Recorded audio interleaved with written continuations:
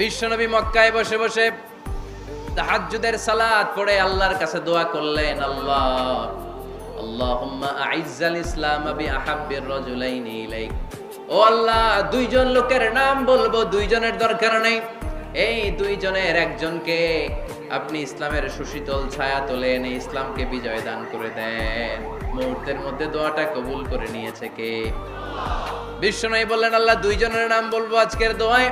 বিআবি জাহাল ইবনে Hisham, হয়তো হিশামের বেটা আবু জাহেলকে আপনি ইসলামের ভিতরে নিয়ে আসেন, কিংবা ওমর ইবনুল খাত্তাব, খাত্তাবের বেটা ওমরকে আপনি ইসলামের ছায়া তোলে নিয়ে আসেন। ওমরে ফারুকের জন্য দোয়াটা কবুল করে নিয়েছে কে? মক্কার যে অবস্থা, আল্লাহর হাবিব সাল্লাল্লাহু আলাইহি ওয়াসাল্লাম বুঝলেন মক্কার এই দুইজনের একজন যদি আমার সাথে না থাকে তাহলে মক্কায় দাওয়াতি কাজ চালিয়ে যাওয়া যাবে।